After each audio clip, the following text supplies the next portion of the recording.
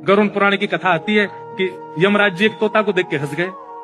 तो तोता बोला कोई और हंस जाए तो बात बनेगी, यमराज हंस रहा है। तोते के मित्र थे गरुड़ जी, भगवान के वाहन।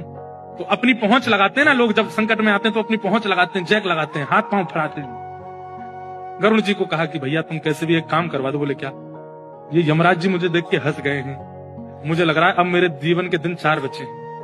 तुम कैसे भी भगवान से कहकर के मेरी जो जीवन अवधि है उसको बढ़वा दो, क्योंकि मुझे पता है कि ये यमराज जी तभी हंसते हैं जब किसी को उठाना होता है। गरुड़ जी बोले भगवान से बाद में बात करूंगा, पहले तुम मेरे पास आओ, बैठो मेरी कमर पे।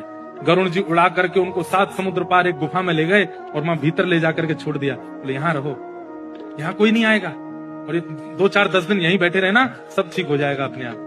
और मैं जाके भगवान, मैं यमराज जी से बात करता हूँ, भगवान को छोटे काम के लिए क्यों बोलना? मेरी पहुंच तो सब जगह है। मैं भी रसातल में जाके यमराज जी से कहता हूँ तुझको नहीं लेके जाएंगे, ठीक है? तोता बड़ा खुश हुआ, बहुत बढ़िया है, मैं यहीं रह लूंगा 4-5 दिन। यमराज जी के पास गए सीधे गरुड़ जी।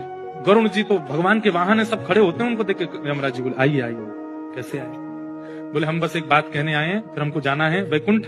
हमारा एक मित्र है तोता, वहां का, उसका ये नाम है। बोले अच्छा, तुम उसको देख के हंस गए थे परसों, क्यों हंसे थे? कोई योजना बन रही हो तो मत बनाना। अच्छा, उस वन के तोते के बारे में? बोले हाँ, मैं तो उसको देख के इसलिए हंस गया था, मैंने कि देखो कैसे कर्म की विधि, ये अभी यहाँ बैठा है और इसकी मृत्यु 7 समुद्र पार एक गुफा में बिल्ली के खाने से होगी, और मैं ये सोच के हंस रहा था कि ये 7 समुद्र पार पहुंचेगा कैसे। तभी यमराज जी बोले देखो देखो आ गया। पीछे देखा तो उस तोते की आत्मा आ रही थी, मर गया। गरुड़ जी बोले मैं ही छोड़ के आया था इसे। आप कौन से जन्म का अब भोग रहे हो आपको नहीं पता है भैया, वो नहीं टल सकती है। इसलिए प्रसन्न रहो, नाम जपो, कथा सुनो, खूब आनंद से रहो। इस बात का दोष मत दिया करो कि हम इतना अच्छा अच्छा करते हैं, हमारे साथ बुरा क्यों होता है।